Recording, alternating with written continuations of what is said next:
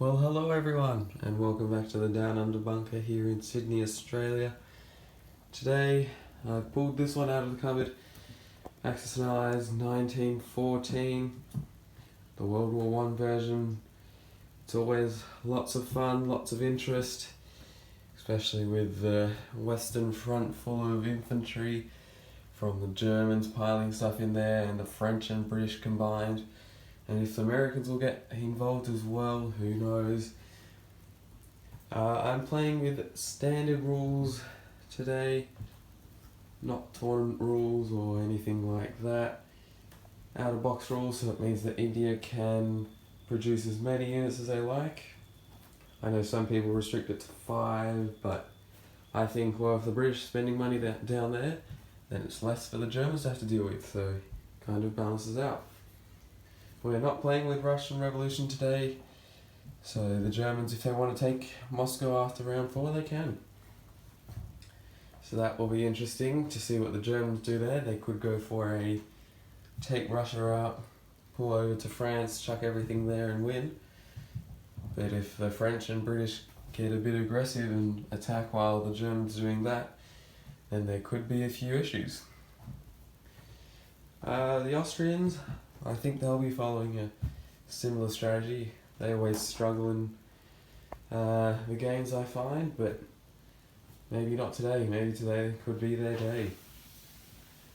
I think last game I played, the Central Powers might have won. I cannot remember. I'll have to go check that. But I do remember the Ottomans not doing well. So that is all that you need to know. Obviously 2 capitals, and for the Central Powers one must be Paris or London, usually Paris, and then for the Entente one must be Berlin. So there we go, and I'll see you guys after round 1 and see if the Austro-Hungarians can take Serbia. See you then. Well, as round 1 comes to a close, the action is just getting started. We had not much action, but next round there certainly will be. Lots of interesting stuff happened this round. So let's start where it all began. The Austro-Hungarians. They came into Romania with all the stuff from Budapest, apart from 1 artillery which was sent to Serbia. And those came out with great results, both winning and I think only losing 1 infantry back on both attacks, maybe 2 in Serbia, nope, just 1. And then they bought a fighter, moved stuff from Bohemia into Triola and Trieste, stocking up against the Italians, who stocked up neatly as well. Plenty of stuff there in Venice. Sent a few things to Galicia. With Romanian force and Galicia, they'd probably give the Russians a run for their money, but they might come down south and take Sevastopol out for those $3. The Russians have decided not to put all their stuff in Poland, but decided to put it in Belarus to try and tempt the Germans to bring in a forced last round and then counter-attack, but the Germans didn't do that. So next turn they'll probably just bring in all of that stuff and push the Russians over like they usually do. With the Germans though, they obviously moved lots of stuff there and pushed everything into Belgium, only losing the 1 infantry. Moving the 6th Infantry from Hanover to the Western Front. In my games they usually go to the Eastern Front, see what the Germans are thinking. There is this 1 round gap though of supply to the Western Front, so the French will just hold out and then they might do a bit of a counter-attack next turn. In the naval battle, the Germans did very well, losing a cruiser on the mines, but after that only conceding 1 hit which was taken to the battleship. Also taking out the cruiser in transport in Season 2 with 2 submarines, but they lost 1, and then the French battleship came and took that out.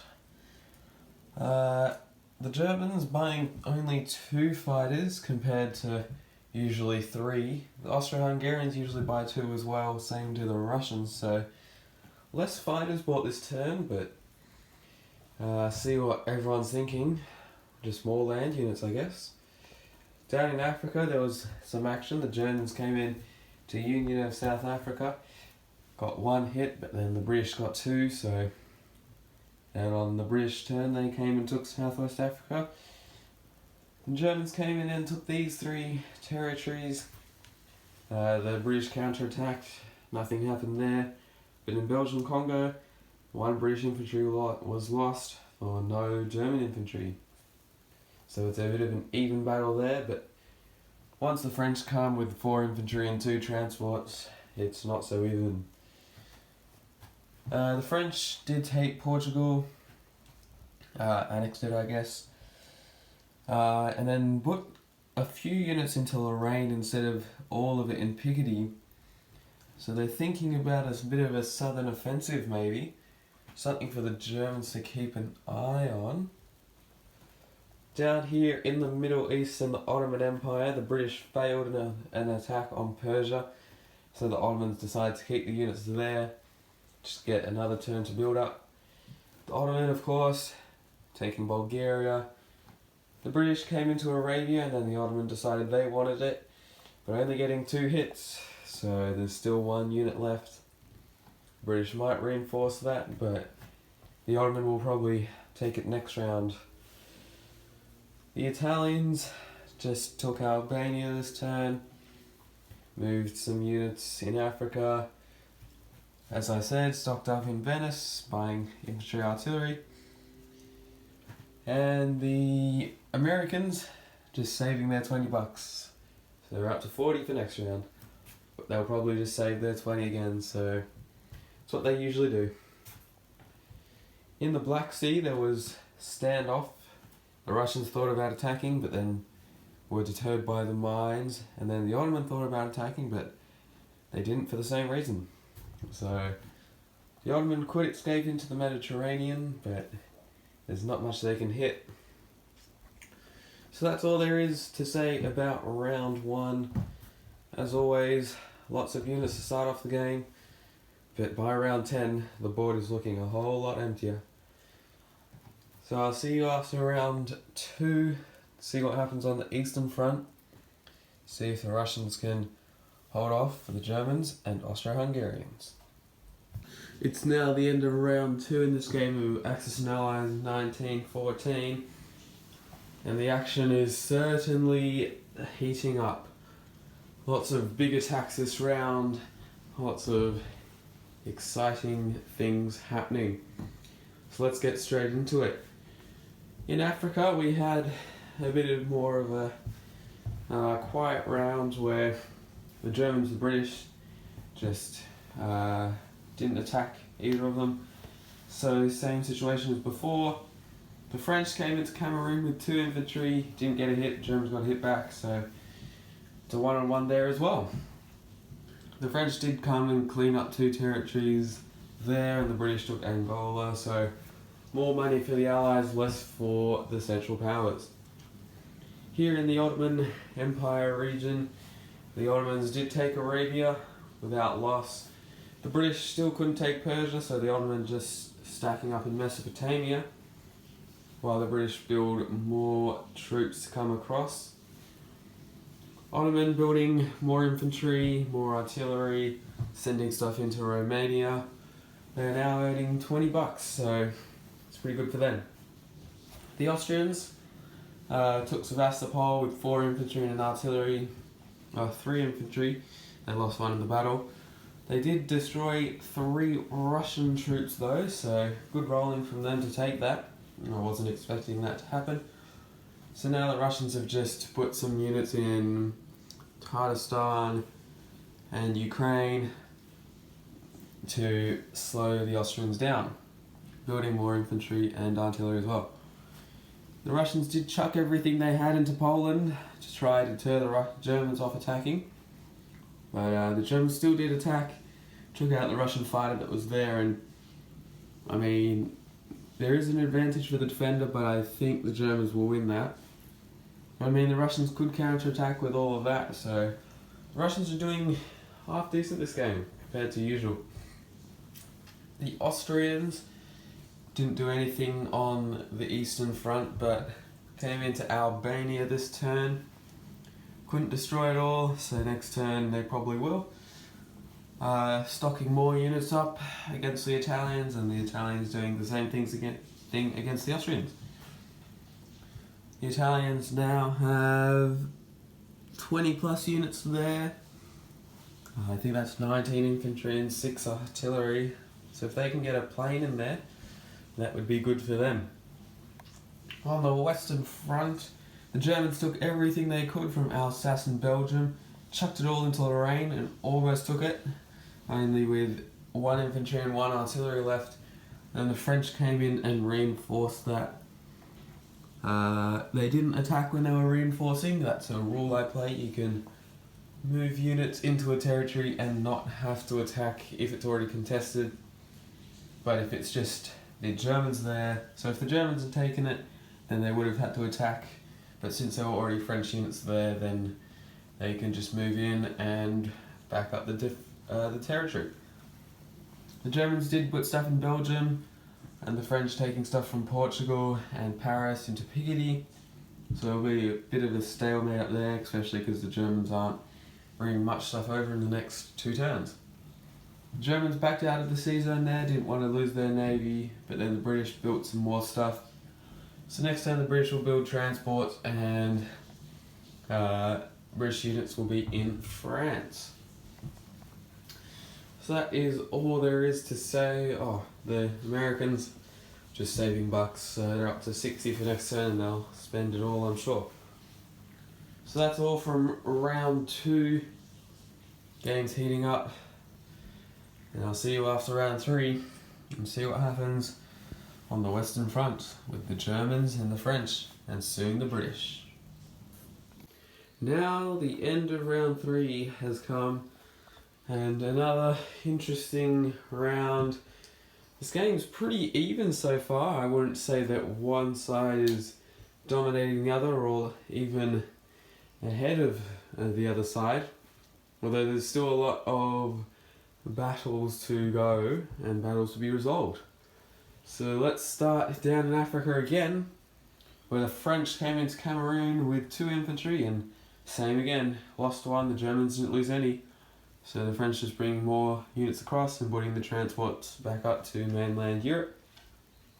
The British had some success in Africa, taking Belgian Congo for the loss of 1 guy as well, so that makes Africa look better for the Allies, and I'm sure that the Allies will win there, just a matter of when.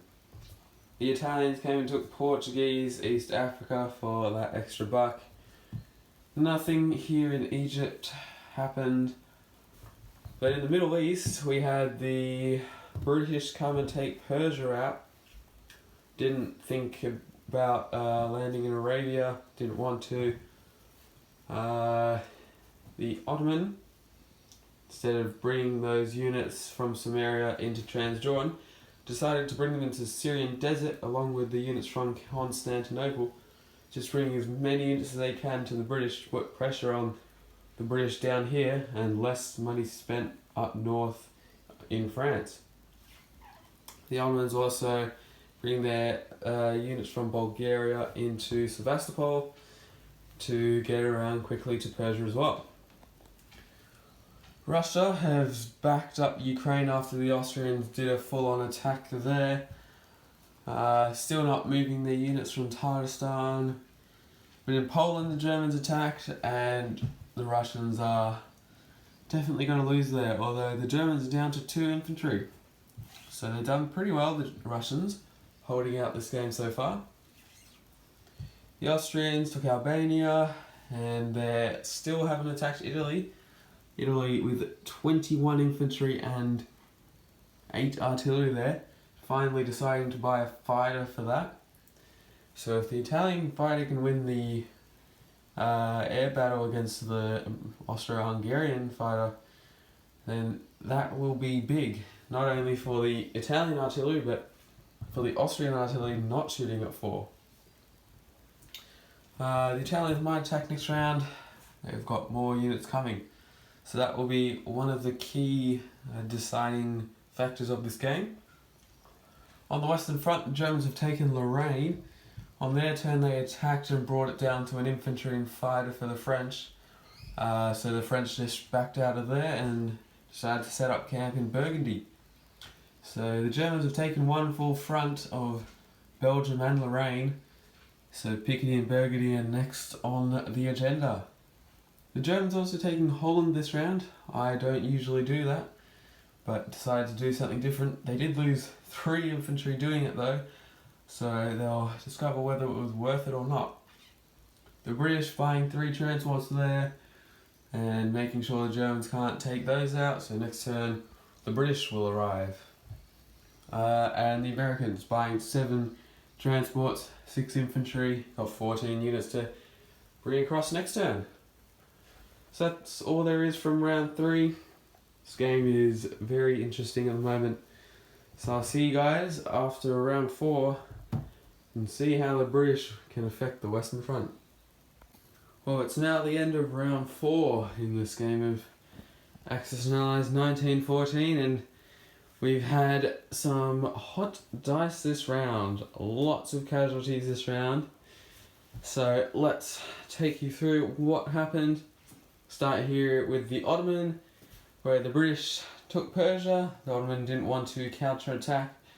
They did go into Tatarstan this turn though, putting some more pressure on the Russians who are already under stress. The British also buying a lot of units in there, in India, but it means less units up in United Kingdom and in France. The British taking out the German in French Equatorial Africa for the loss of 1 man. The French didn't get a hit and the Germans didn't get a hit in Cameroon. So Africa is almost done for the Germans, and the Allies, especially the British, will be earning a bit of money from that.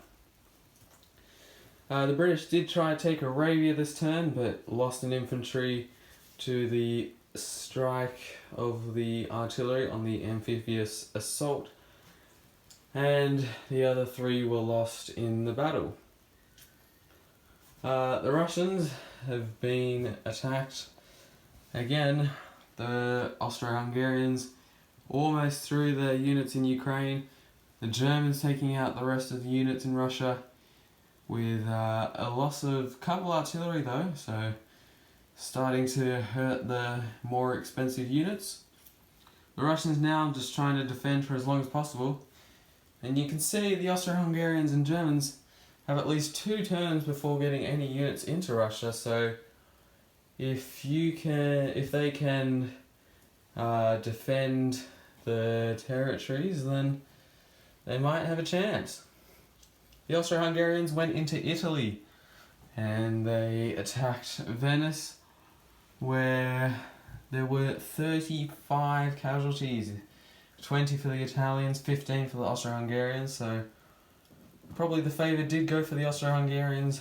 Then the Italians backed it up with a fighter as well, opting not to attack back.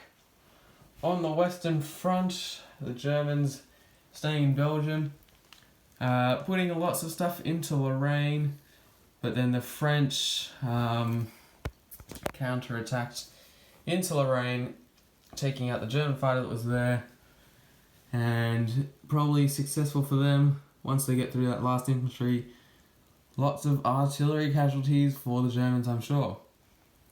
The British took out the German navy that was there for loss of no units. That battle went for about 5 rounds because no one could get any hits. The British also taking across their first units into Picardy, getting a solid defence there with the French. The Americans came over and took Spanish Morocco for the loss of 3 infantry, 1 from the artillery on the amphibious landing, and another 2 in the regular battle, so loses a bit of their punch, but still come over maybe to Ottoman or defend Italy. Also just buying a few units there as well. So that's about it from this round. Next is round 5. And we'll see what can happen and see if the Western Front will have any more action. Find out right after this.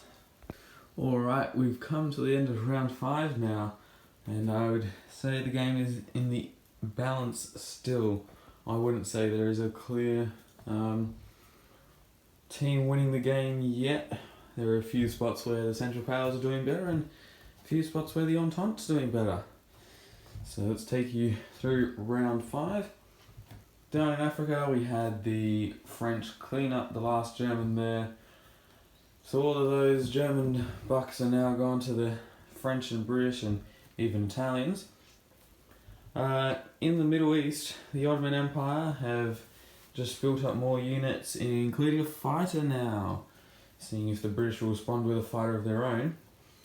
Up in Sevastopol, the British decided to send everything they had in Persia up there, destroying the Ottoman that was there, but then the Ottoman came in with everything they had and destroyed the British. And the Ottomans still have 11 infantry and 6 artillery there. So all of that stuff can hit Persia or go up to Russia. That move by the British does take a bit of stress off Russia, because there were units in there adjacent to Moscow. The Austrians are sending more units to Russia instead of to Italy, where they probably do need it now. The Germans came and took Livonia, and the Russians have turtled back into Moscow, having, what's that, 15, 16, 17 units in there. So not much. So if the Germans and Austro-Hungarians start attacking them, then I'm sure they'll be whittled down to nothing soon. So Russia's pretty much out of the game for good, unless the British down in India can get back up there, or if they try a landing up north, which I'm not sure why they would do that. In Italy, the Americans have had to back them up instead of going down to Egypt, because the Austro-Hungarians have taken Venice. The Italians did survive when the Austro-Hungarians attacked with an infantry and their plane, so then they decided to retreat back to Tuscany and send the Americans up north to protect there, and also France as well. Wouldn't want the Austro-Hungarians helping out Germany and France. On the Western Front, the Germans have backed out of Lorraine. The French just had too much firepower in there and they didn't want to lose all those artillery. They still hold on to Belgium. Now all the units are being sent back into the Western Front, so it's a full-on battle here now. The British now have 12 infantry in there, so nothing to laugh at.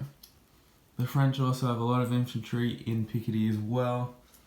Decided to buy 4 infantry and 3 artillery to try and get the artillery numbers up this round. So they might be looking to be more aggressive. The Americans buying 3 transports and a guy, so those guys will come over next round, I'm sure. And that's about it from round 5. Thanks everyone for tuning into this one, and we'll see what happens after round 6. See if the Austro-Hungarians can get kicked out of Italy. It's now the end of round 6 in this game of A&A 1914 World War One, and things are starting to turn, especially down here in the Middle East. We've had the British attack in 2 places. Down in Transjordan we had the British attack, couldn't just take out those last 2 units. The Italians came in and didn't get any hits, and the Ottomans got 2 hits, so that's not good for the Italians. It also opens the door for a landing on Arabia had the Ottomans sent those units into Transjordan, which they were thinking about.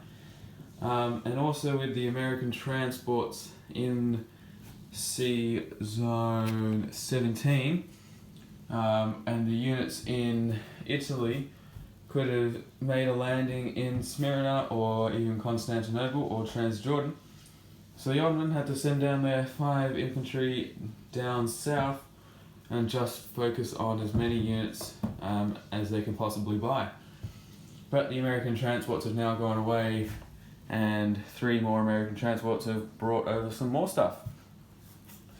Over on the eastern side of the Ottoman Empire, the British came into Mesopotamia, couldn't just take out the last few units that they needed to, so the Ottomans just backed it up without attacking back, sending 2 units into Persia while they brought 4 units into Transjordan on 2 transports. Putting their full build down in India this round, trying to put more pressure on the Ottoman. The Ottoman left some stuff in Sevastopol, although sending most of it up north to attack Moscow. The Austro-Hungarians attacked this round, got a few hits, but not the best rolls, so they were completely destroyed. They also took Belarus just for a few more bucks.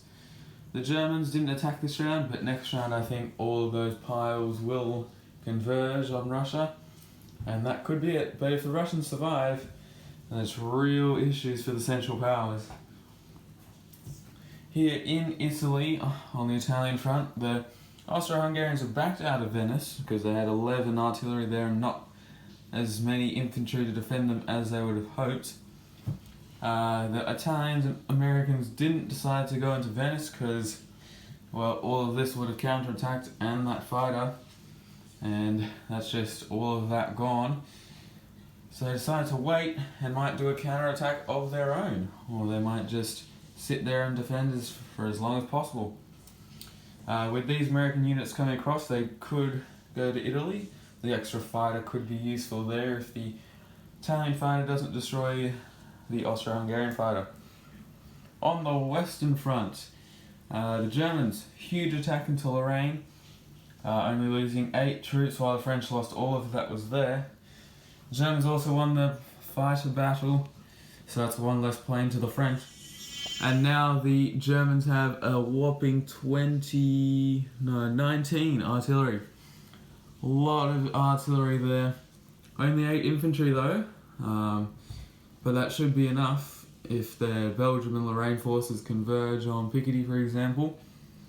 The Germans probably wouldn't do that though, because big counterattack down south, of course. Buying another plane did the Germans, more infantry, more artillery, just the usual stuff. So that's all from round 6. This game is starting to heat up and maybe just a little bit in the Entente's favour, because the Central Powers cannot sort out Moscow. But lots can happen in this game. In 1 round, things can change. So I'll see you after round 7. Oh, it's now the end of round 7, and what a difference a round can make to the board. So many casualties this round. The dice just kept on rolling hit after hit. So the board is looking a lot emptier than it was last round, but still obviously lots of units left. So let's go through the round. Down here, the British took Transjordan, no problem, only losing 1 more guy. Didn't take Mesopotamia, had 1 guy left, and then the Ottoman backed up 4 guys from Sevastopol into there. British not purchasing everything in India, but still a very decent amount of units there to start putting more and more pressure on the Ottoman, who are really feeling it now. And if the Americans join in, then that will be the end of them for sure. Moscow was taken. The Ottoman had to finish them off, but they gave the bucks to Germany because they felt like they need it for a reason. You might notice the Austro-Hungarian fleet is gone. The Americans and Italians combined to attack that, just so that there were no threats of navies, and that is all the Central Power Navy off the board. So transports for the Entente can roam freely. In Venice, the Austro-Hungarians moved everything they could into there, building more infantry and artillery. The Americans backed up in Italy with more stuff. That stuff might head over to the Ottoman, but you never know. Italy has a very decent force now, defending Rome eventually. So the Austro-Hungarians have their work cut out for them. On the Western Front, lots and lots of hits. This is where most of the casualties came from. The Germans took everything they could into Picardy and only left 3 British units left. The French decided to counterattack because there weren't many infantry left and they wanted to dig into the artillery. Didn't have great success, took out the rest of the infantry but only about 4 artillery. Didn't lose too many units, but they'll probably lose all of those next round if the Germans from Belgium come in. Obviously took Lorraine with 1 dude just to annoy the Germans. Then the Germans will probably have to send a couple dudes just to take that out, which is a bit of a nuisance. The British decided to build another transport there because it's not looking good on the Western Front, and especially with those $6 from Moscow each turn.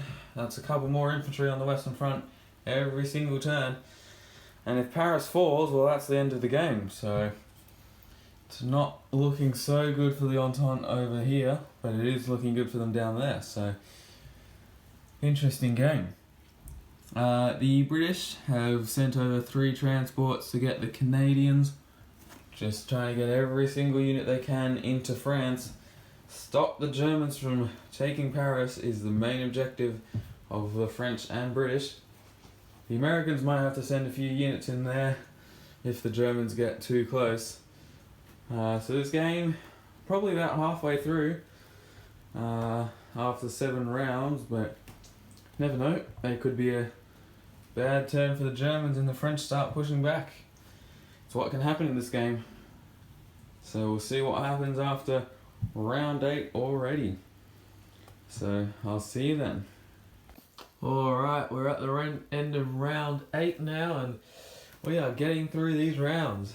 We're quite a far ways into this game now, and I would say there are about 3 points on the map on the board where this game will be decided. So let's go through all 3 of them, and the first one is obviously down here in the Ottoman Empire, where the Ottomans have attacked Transjordan with all that they could, trying to see what they can do against the British and French and Italians, I guess, in Africa. See if they can get some resources sent over here, maybe by the Americans, who are doing something else at the moment. The British took Mesopotamia, didn't bother to go into Sevastopol. Building 4 infantry, I think. Yep, 4 infantry. The rest of it going up north in France. So that's all that's happening down here. The Ottomans are still building 7 infantry a turn, so they're still getting the money. These units are coming back down as well. There'll be a very good thing to have soon in a couple turns. Put some pressure on the British. Up here, the Germans are going to come and take Finland, even though there's 6 artillery there. They probably wouldn't make it back in time to make a difference anyway, but they'll go back there as soon as they can. The second main point is here in Italy, where we've had the Austro-Hungarians do a full-on attack into Tuscany, I think. The Italians reinforcing it. The Italian fighter winning the air battle, which was huge, with all of those artillery that the Austro-Hungarians have. And I think there were a couple 4s rolled by the artillery as well, so beneficial for them to win that. Although the Austro-Hungarians are bringing tanks now across, lots of infantry, lots of artillery. It's going to be difficult for the Italians to survive, although there is a bit more American stuff coming across.